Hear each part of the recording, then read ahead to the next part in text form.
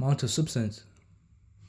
Three advantages of high atom economies: well, less waste produced, better for the environment, less expensive, more efficient use of raw materials. Just what, like, honestly, this kind of question, I don't think they would ever ask you in an A level paper because the advantages are just so logical. High atom economy, less waste produced, less expensive, all of that. Like, just so generic. Atom economy, a measure of the proportion of reactant atoms that become part of desired products in a balanced chemical equation. A measure of the proportion of reactant atoms that become part of the desired product in balanced chemical equation. And the formula, a molecular mass of desired products over sum of molecular mass of all reactants times by 100. Percentage yield.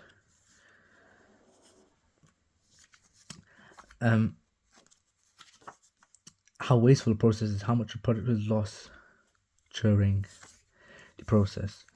Theoretical yield, the mass product that should be performed a chemical reaction assumes no chemicals are lost in process. Not all started chemicals react fully. Some solutions left on the filter paper. Two main indicators: titrations: phenolphthalein, methyl orange phenolphthalein, colorless in acid, pink in alkali, methyl orange, red in acid, yellow alkali. Universal indicator is no good because the color change is too gradual. What kind of indicators are used? Indicators that have a rapid color change at the vertical part of a titration curve. So you know exactly when the reaction ends. Burettes let you measure the variable volumes that you add the solution drop by drop.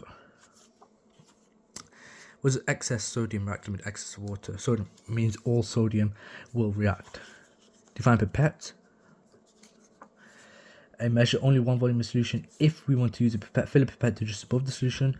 Then we take the pipette out of the solution and drop the level down carefully to just below the line. Concentration of a solution, state unit concentration. Concentration of a solution, how many moles are dissolved for 1 decimeter cubed? Moles per minus cube. Again, I'm not going to say anything. Formula to convert between number of particles and number of moles. Number of particles and number of moles times Avogadro's constant. Ionic equation. Only the reactant particles and the products they form are included. When can you write an ionic equation? When it's for reactions that happen in solutions. For any ions that happen in solution.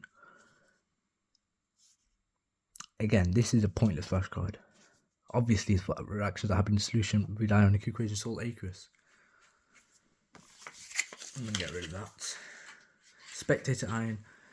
An ion that's present in the reaction mixture but doesn't actually get involved in the reaction.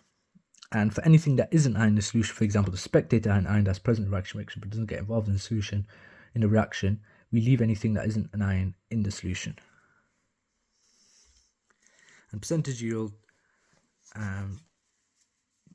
tells you how wasteful product process is.